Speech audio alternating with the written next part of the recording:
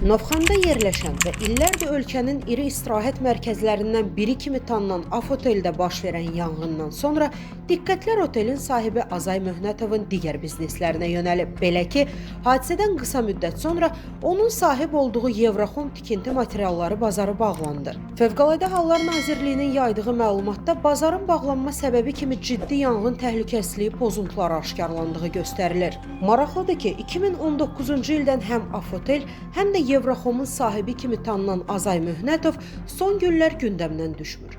Onun biznes fəaliyyəti yalnız bu obyektlərlə məhdudlaşmır. Müxtəlif illərdə adi tikinti, daşınmaz əmlak və turizm sahələrində həyata keçirilən layihələr də hallanıb. Hətta Rusiyada da biznesinin olduğu deyilir. Əslən Şamaxı rayonundan olduğu bildirilən Azay Möhnətov Af Holding şirkətlər qrupunun prezidenti, eyni zamanda Uğur 97 şirkətinin rəhbəridir. O həmçinin Azərbaycan Memarlar İttifaqının üzvüdür. Holdingin rəsmi səhifəsində bir müddət əvvəl qeyd olunub ki, 1989-cu ildə təsis edilən Af General Trading şirkəti əsasən ixrac-idxal əməliyyatları ilə məşğul olub. Bildirilir ki, holdingin baş ofisi Bakıda yerləşir. Eyni zamanda Frankfurt və Londonda da filialları fəaliyyət göstərir.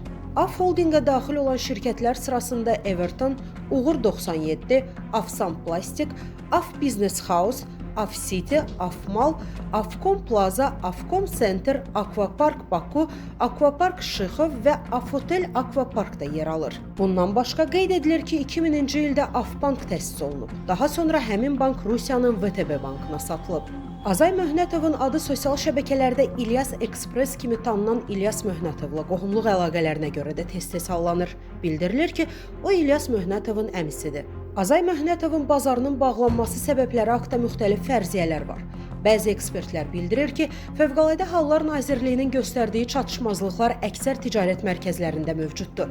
İndiyədək Sədərək, Binə, 8-ci kilometr ticarət mərkəzində bu səbəblərə görə dəfələrlə yanğın baş verib, amma heç biri bağlanmayıb.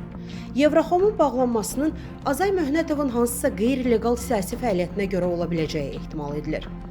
Onun dövlət əleyhinə fəaliyyətə görə barəsində sərt tədbirlər görülən sabiq məmurlarla bu və ya digər şəkildə əlaqəsinin olduğuna dair müəyyən ehtimallar səsləndirilir. Statın sonu. Əziz izləyicilər, xəbərlərdən məlumat əldə etmək üçün kanalımıza abunə ola bilərsiniz.